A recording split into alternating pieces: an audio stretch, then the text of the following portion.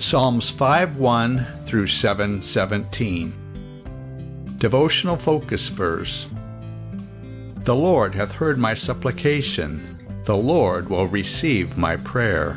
Psalm 6:9. On December 9, 1911, a terrible explosion roared through the Cross Mountain Mine in Coal Creek, Tennessee. 89 miners had gone into the mine that morning, and all were presumed dead. When a local Methodist minister heard about the tragedy, he immediately went to the mine to offer prayer and spiritual support to the families who had assembled at the entrance. As he moved among the grieving families, the minister heard one woman praying that God would deliver her husband alive from the destroyed mine. She could be heard offering that same prayer many times as the hours went by and rescue workers tunneled through the collapsed shafts looking for survivors. In time, bodies began to be brought out and identified, and graves were dug in nearby cemeteries. The families of the men who had been trapped inside the mine were consulted about funeral plans. 2.5 days after the explosion, workers came to Mrs. Henderson, the woman who had been praying for her husband's safe return. They asked her where she wanted her husband buried, explaining that they expected to soon reach the area where he had been working on the day of the explosion. She told them, "Bill's not dead. I haven't been on my knees 2.5 days for nothing." The workers told her no one had been found alive to that point, but she insisted that her husband had not been killed. In fact, knowing that the rescue team was about to reach Bill's area, she went home and began heating water for him to wash with when he came out of the mine. Just a short time later, workers found Bill Henderson barricaded behind some boards deep within the mine. He was very much alive. Bill even gave the rescuers his light to use, as theirs had gone out just as they reached him. David's words in our focus verse reflect the same note of confidence that Mrs. Henderson had after she brought her petition to God. The psalmist was in a time of deep distress when he prayed the prayer recorded in Psalm 6. However, after he poured out his heart to the Lord, his tone changed. His words no longer reflected anguish. Instead, there was a ring of confidence as he asserted, "The Lord hath heard my supplication. The Lord will receive my prayer." What assurance we find in the knowledge that God hears our prayers. Just as God was mindful of the supplications of David and Mrs. Henderson, He hears those who call upon His name today. The Lord may not respond when we want or by doing what we ask, but we can have confidence that He knows what we are facing. As we look His way in heartfelt and believing prayer, He will do what is best for us and will glorify His name, as David so often proved. Background information. Psalm 5. Psalm 5 is a morning prayer associated with the temple worship. Like the two preceding psalms, this song was composed in a time of peril and controversy. Commentators often classify it as an imprecatory psalm, one in which the writer invokes judgment, calamity, or curses upon his enemies, or those perceived to be the enemies of God. Authored by David, this psalm was most likely written shortly after Absalom's revolt. David's reverent sense of the holiness of God and His sovereignty is in stark contrast with the lying, bloodthirsty, and deceitful men described in verse 9. The descriptive phrases of that verse are repeated in Romans 3:13, where they depict the wickedness of the unsaved. David was aware that lies were being spoken and conspiracies formed against him. However, he did not ask for justice on his own behalf. In verse 10, he related that his enemies have rebelled against thee. The psalmist concluded with a tone of confidence, giving a threefold reason why those who have put their trust in God do not need to fear their enemies. God will defend, bless, and shield them. Psalm 6. Also written by David, Psalm 6 is a prayer for deliverance. It is the first of the penitential psalms, psalms which express repentance and sorrow for sin. The others are 32, 38, 51, 102, 130, and 143. This psalm can be divided into 3 sections. Verses 1 through 5 relate to the psalmist's physical condition. Verses 6 through 7 describe his suffering and grief, and verses 8 through 10 reflect his conclusion of confident trust. The psalmist's deep spiritual distress is evident in his opening words.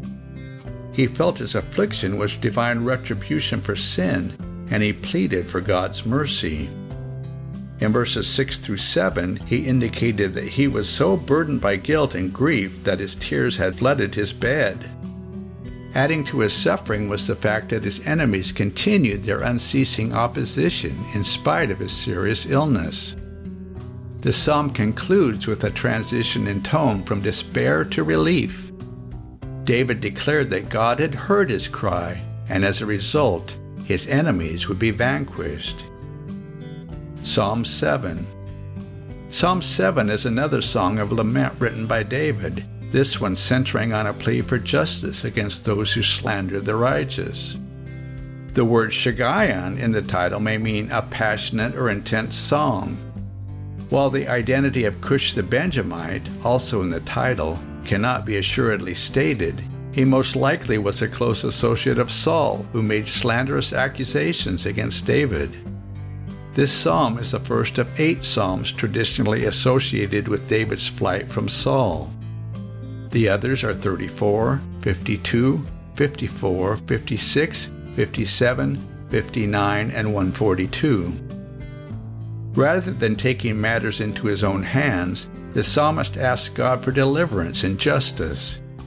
He trusted that the Lord would protect him no matter what was said about him because he was innocent of the false accusations.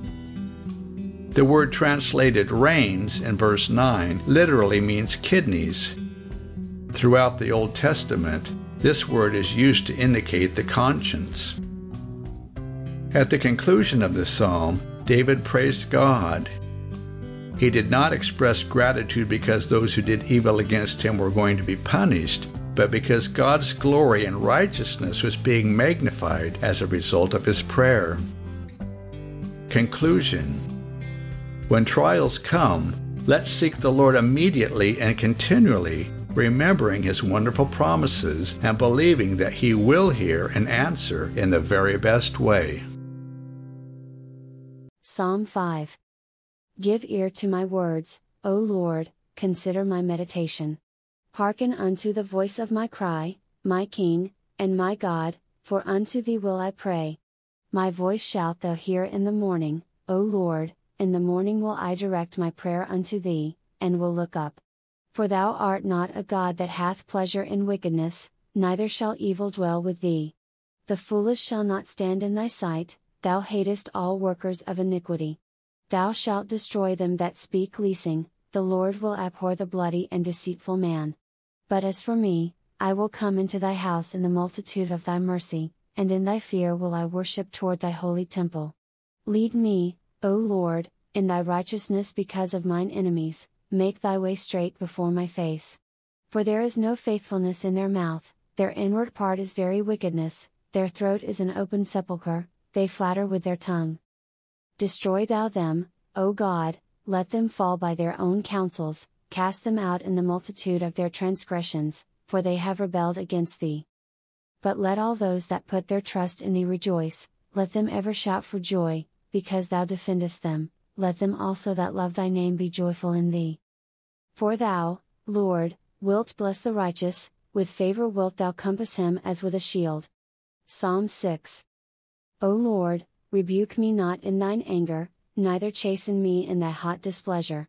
Have mercy upon me, O Lord, for I am weak, O Lord, heal me, for my bones are vexed. My soul is also sore vexed, but thou, O Lord, how long? Return, O Lord, deliver my soul, O save me for thy mercy's sake. For in death there is no remembrance of thee, in the grave who shall give thee thanks? I am weary with my groaning, all the night make I my bed to swim, I water my couch with my tears. Mine eye is consumed because of grief, it waxeth old because of all mine enemies. Depart from me, all ye workers of iniquity, for the Lord hath heard the voice of my weeping. The Lord hath heard my supplication, the Lord will receive my prayer. Let all mine enemies be ashamed and sore vexed, let them return and be ashamed suddenly. Psalm 7. O Lord my God, in thee do I put my trust, save me from all them that persecute me, and deliver me. Lest he tear my soul like a lion, rending it in pieces, while there is none to deliver. O Lord my God, if I have done this, if there be iniquity in my hands. If I have rewarded evil unto him that was at peace with me, yea, I have delivered him that without cause is mine enemy, let the enemy persecute my soul, and take it, yea, let him tread down my life upon the earth, and lay mine honor in the dust. Selah. Arise, O Lord, in thine anger, lift up thyself because of the rage of mine enemies, and awake for me to the judgment that thou hast commanded. So shall the congregation of the people compass thee about, for their sakes therefore return thou on high. The Lord shall judge the people, judge me, O Lord, according to my righteousness, and according to mine integrity that is in me.